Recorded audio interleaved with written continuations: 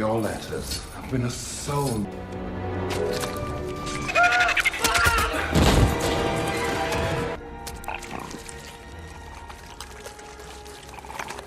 Mind if I open a window?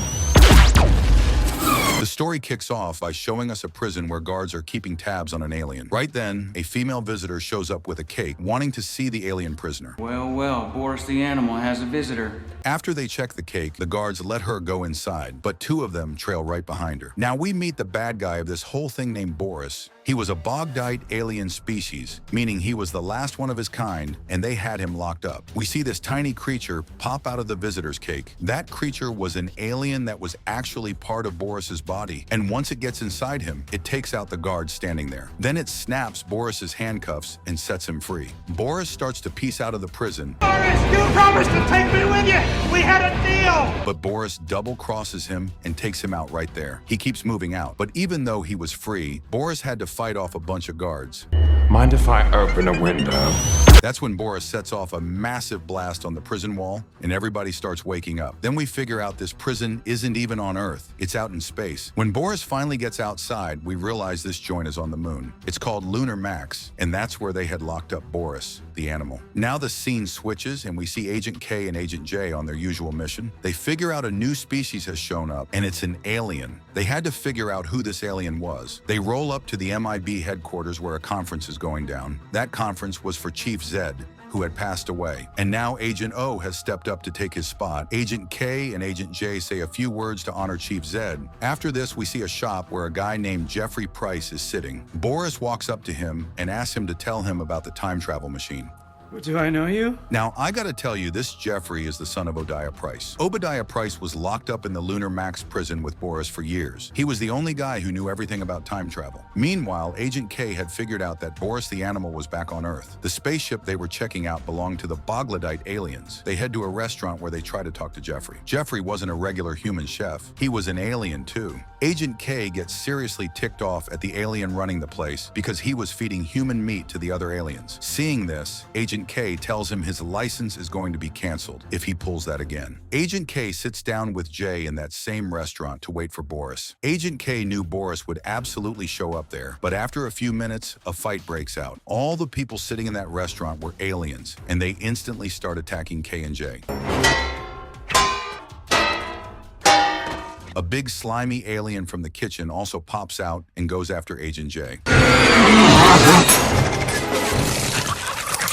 Now that Boris had finally shown up, he was trying to take out Agent K, and Jay shows up right then to save him. K and J start falling from a super tall building. They survive, but Boris, standing way up high, yells something as he leaves. K, you're not even alive. Hearing this, K gets lost in thought. Jay doesn't get what Boris the Animal was trying to say to K. When Jay asks K about it, K doesn't tell him squat and says that Jay shouldn't talk about things he can never know. The next day, Jay goes to MIB headquarters and tries to dig up everything about K and Boris the Animal. He only gets the info that on July 15th, 1969, a Bogladite alien named Boris the Animal had taken out a bunch of aliens, which is why he was arrested. He first killed Roman the Gypsy in Coney Island. The next guy he killed was the Factory, and finally Agent K arrested Boris the Animal after a fight at Cape Canaveral. When Agent J tries to ask the computer for more info, the computer flashes a denied access message, meaning some secrets are too big even for high-level agents. The computer did mention that Agent K got an award for the fight with Boris in July 1969 because he launched the ArcNet device onto Earth, which keeps Bogdite aliens from getting to the planet. Agent J wanted to know all this stuff, but he couldn't figure out what Boris was talking about or what actually went down in 1969. Jay calls K and tells him he's got a lot of stuff he needs to tell him, a stuff he should probably know. But Jay was mad at K at the time, so he hangs up. But Jay knew one thing for sure. If Boris the Animal wasn't locked up anymore and was on Earth, he was definitely coming back to kill K for revenge. That's why K just sits in his house with his gun. The next morning, Jay goes to K's house, but things had already changed a lot by then. A different family was living in K's house. When Jay gets to MIB headquarters, his partner's someone else too. When he asks everybody about K, they all act clueless. I'm looking for Kate. Who is Kay? Nobody knew anything about Kay. Jay yells loudly in front of everyone, saying, "You guys are pulling a great prank. Now tell me about Kay quickly." That's when Agent O shows up, who's now the chief. Agent O tells Jay that the guy he's looking for died 40 years ago. Jay says, I was just talking to him last night. We were together last night, so how the heck is that possible? Agent O tells him that this is only possible because of one thing: time travel. Many years ago, a crazy alien named Obadiah Price invented time travel. If Boris the Animal learned how to time travel, he'd want to go into the past and kill Kay, because Kay was the one who had taken him down and kept him locked up for years. That's when they realize that a Bogdite alien has attacked Earth. Jay tells them to quickly put the ArcNet on Earth. That's when Agent O says there's no such thing as ArcNet. Jay says that Kay invented that. Then Agent O says Kay's been dead for the last 40 years. Now Jay starts to put it together. If Kay isn't around, where would the ArcNet come from? If the ArcNet isn't there, any alien spaceship can attack Earth. And now Jay realizes he has to time travel himself. Only time travel can let him take out Boris. And if Boris is dead, everything will go back to how it was before. Now Jay heads to Jeffrey's shop and asks Jeffrey about the time travel. Jeffrey takes him to the top of the building and starts telling him about the time travel gadget. He says that when you're just a few feet off the ground, a green liquid will fill up in this gadget. I'll set the date for you. July 15th, 1969. The day you have to go. Then Jay says, set it for July 14th, 1969, so I can show up a day early and take out Boris. Jeffrey asks Jay where he needs to go. Then Jay says that the alien Boris killed on July 15th was Roman the Gypsy at Coney Island, so he'll go there first. Finally, Jay asks one last question. How come I remember Kay but nobody else does? Now Jeffrey says this is a huge deal. That means you were probably there at that time too in 1969. If you survive, you gotta come back and tell me everything, okay? Agent J couldn't figure out what he meant at the time, and he jumps off the building. Agent J time travels and lands on July 5th, 1969. He steals a car from an overpass and heads to Coney Island. There we see the younger Boris, who is 40 years younger at this time. Before Jay could save Roman and take out Boris, Boris had already killed Roman the Gypsy and had taken off from there. Jay was almost about to shoot Boris when Agent K shows up there first. Guys, get this. Jay has gone back to July 5th, 1969, 40 years in the past, where a younger Agent K is standing right there. K doesn't know Jay at all, and he zaps him with an electric shock, knocking him out. When Jay wakes up, Kay doesn't tell him much, but then Jay's name slips out of his mouth. As soon as Jay hears his name, his first question is, How do you know my name? and how do you have these devices? Jay starts to dodge his questions. Right then, Agent O shows up there too. Kay thinks Jay is a total lunatic. Kay doesn't believe anything Jay says. That's why Kay takes Jay to the memory wiping room to erase Jay's memory, because the neuralizer hadn't been invented yet 40 years ago. Jay tries everything to stop Kay there, but Kay won't listen to anything he says. Only 15 seconds were left before Jay's memory would be wiped. But right then, Jay says a few things. Jay says that tomorrow Kay is going to go catch Boris, but he has to kill him, not capture him, or the future is going to turn terrifying. Hearing this, Kay shuts down the time machine and frees Jay from there. And now Kay starts to realize that Jay might be an MIB agent who came from the future. Now they both go to stop the events that are about to happen. Then Jay asks Kay where they need to go first. Then Jay thinks hard, remembering everything, and realizes that after Roman was killed, the second person murdered was named the Factory. Kay takes a matchbox out of his pocket and realizes that the Factory is a place. Now they both show up at a place where two aliens are already there. They try to ask those two aliens where their boss is. The two aliens first refuse to tell them where their boss is. So Kay and Jay start messing with the alien's head.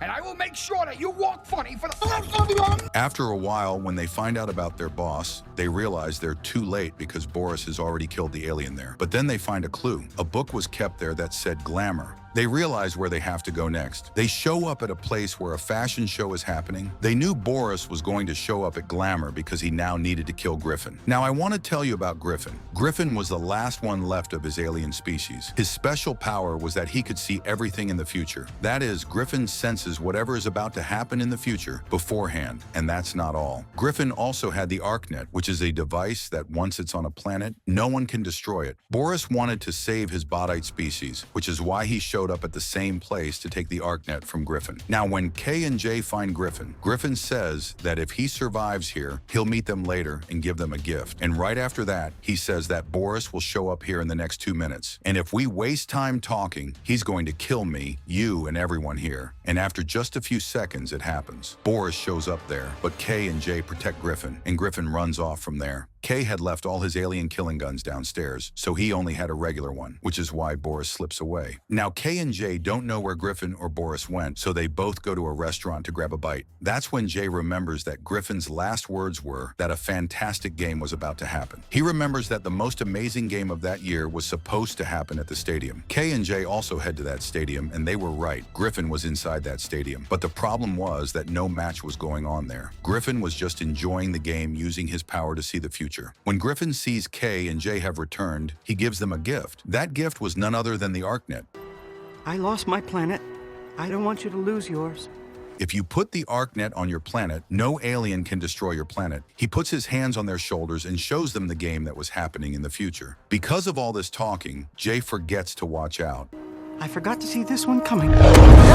Now Jay and Kay also hop out of their car. Kay takes a device out of his car. This was a bike that had only one wheel instead of two, but this bike was super fast. Now they both start chasing Boris. Boris sends the little alien creature that came out of his hand at Griffin and takes the ArcNet from him. On the other side, Kay and Jay fool Boris and take Griffin back to them. They think Boris is dead in this fight, but actually that's not what happened. Boris escaped from there. Boris was standing in a spot where he opens the instrument he snatched from him, but it wasn't the ArcNet. It was just an empty box. And guys, at this very moment, the real Boris shows up. That is the Boris from 40 years later, the one from the present time who came here by time traveling, meaning he's in 1969 now. Now, two Borises are standing there. The one from 1969 with both his hands, and right in front of him is the Boris from 2012, the one who spent 40 years locked up and had a hand cut off. Now, they both start cooking up plans together. On the other side, Griffin shows his true face. He says that when Boris the Animal is chasing us, we have to hide things. And now he takes out the ArcNet and gives it to Kay. He tells Kay that all he has to do is get it outside of Earth. Now everyone wonders how this is even possible. Then Griffin looks at Jay. This was the year the lunar mission was happening, meaning humans were going to the moon for the first time. Now Griffin tells Kay all he has to do is put this ArcNet on this rocket. He'll take care of the rest himself. But Jay refuses right there, saying Kay won't go there, meaning to Cape Canaveral, where all this was about to happen, where the rocket was about to launch. Jay asks if there's any other option.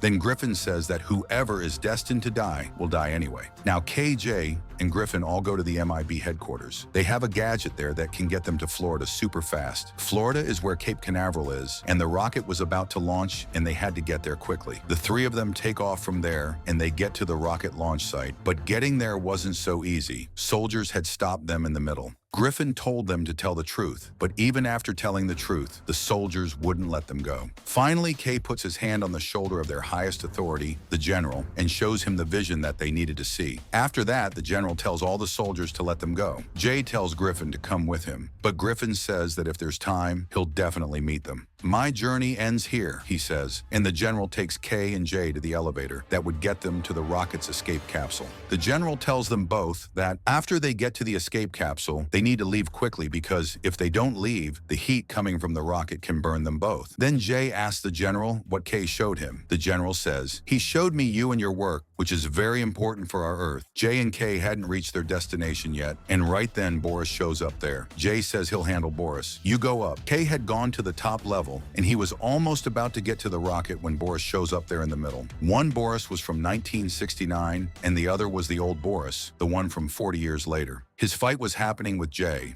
As Jay moves to take out Boris, Boris injures Jay with the spikes coming out of his hand. And now Jay knew that he could time travel. And with time travel, he could also take out Boris. So he runs towards Boris and jumps down from that spot with Boris. Now when he jumps down from such a height, he sets the time travel gadget in his hand. After a few seconds, the gadget brings them back up again, meaning at this moment, Boris starts to kill Jay again. But this time, Jay already knew the previous event, so he starts dodging all of Boris's attacks and then he pushes Boris away again. But this time, he doesn't jump himself. This is how we know that Jay takes out the Boris who came from time travel. On the other side, Kay had come to the escape capsule and he puts the ArcNet there. Meanwhile, when Kay gets to the escape capsule, the new Boris also shows up there and the ArcNet comes into his hand.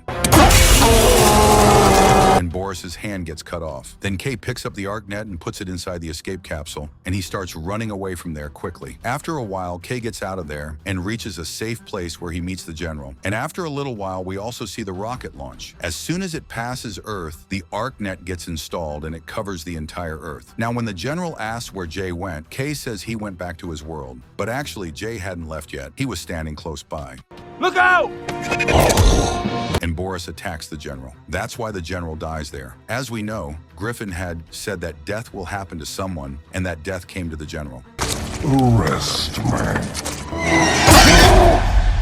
Jay was standing there watching all this on the side. When the general dies, a kid comes out of the car standing next to him. That kid's name was also James, and he was the general's son. He says that his father had given him a watch here, and they had set the time for the rocket launch, which was 9:30. Right then, Jay takes out a gun from his pocket and looks at it, realizing that the little kid was him. He was standing right there at that incident 40 years ago. Then the kid starts asking Kay, "Where did my father go, and when will he come back?" Kay couldn't answer his questions, and he says that he has a superhero now, and he wipes that kid's memory and looks after that kid for many years. And now Jay understood everything that his father, who he thought had left him all these years ago, didn't actually leave him. He had died in that incident. Now Jay's time travel time was also over. He got back to the same day they had spent their last night together. And now Jay was super happy to see Kay and was thankful to him because all the bad feelings they had for all those years were gone. Even though Kay didn't know that Jay had time-raveled to get here, Griffin was sitting in the past watching all this. This is my new favorite moment in human history. And guys, now that the story ends here, you all should definitely tell me how you like this time travel movie. If you enjoyed the recap, please like and subscribe for more exciting movie recaps like this. Thanks for watching, and see you in the next video.